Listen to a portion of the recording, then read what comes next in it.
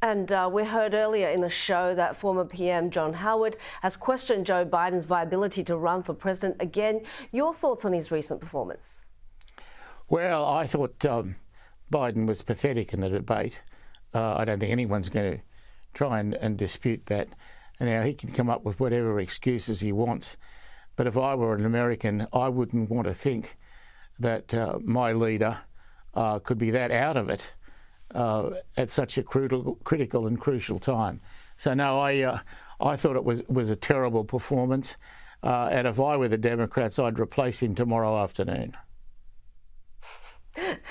Why so late? Why not today?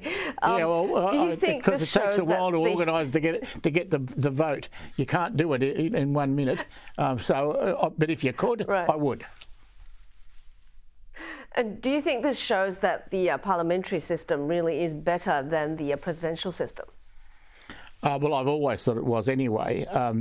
Because the presidential system can be so out of whack with the rest of the political system that it makes life very difficult. You know, you get presidents and parliaments that are diametrically opposed in almost everything. That makes life very, very difficult.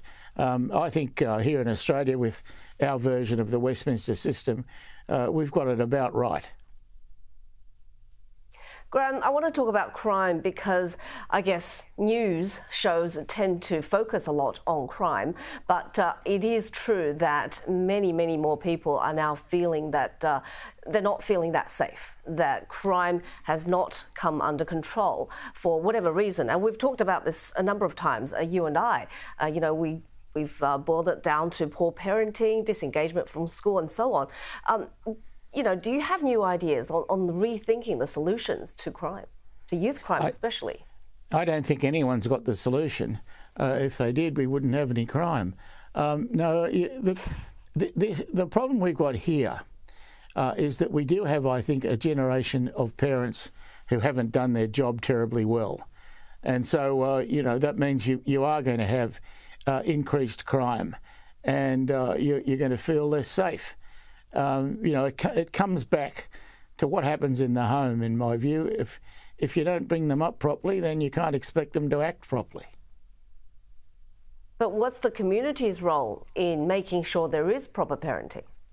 Well, the community, really can't have much of a role.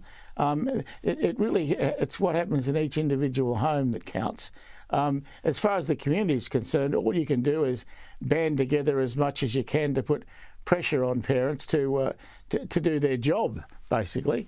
But you can't police it because it's what happens in the home. And so you can't have a policeman sitting in the lounge room all day. And so you just can't fix it. But you can have teachers engaging more with parents if they're not too busy filling out forms for compliance. Yeah, you can have teachers doing the job, but teachers can never do the whole job. I mean, when the crunch comes, it's what happens in the home that matters foremost. It's not the only factor, obviously, but it does matter greatly. I want to also talk about what's happening in Europe. We saw, this surprising turnaround by the far left in the French election, the parliamentary election, and also Labour's win. How will all this, well, first of all, what you make of it, and also how does this impinge on Aussie politics? Well, it doesn't impinge much on Aussie politics. It never has. But you get cycles, particularly in European politics, where you can see the left do well for a while and then fade and the right come back. It all happens in cycles. And the left happen to be doing okay at the moment. But, I mean, calling Keir Starmer left is a big call, by the way. Centrist left, perhaps. Yeah, well, I think just much more centre than left. I mean, he's just not a lefty. He was in his younger days, but no one could describe Starmer as a lefty today. Now, bringing it back home, we've been talking a lot about Senator Payman's, quitting the Labor Party and the rise of so-called identity politics. Do you think, this really sets a precedent for more cases like Payman? Well, I hope it does, because as far as I'm concerned, as a Labor man, I want to boot them out. If you're not prepared to honour the commitment you make when you get elected and selected, to run for the Labor Party, that you're going to be part of the team and not walk away when it suits you. Now that's just a very bottom line, hardcore part of being in the Labor Party and going to run for Parliament.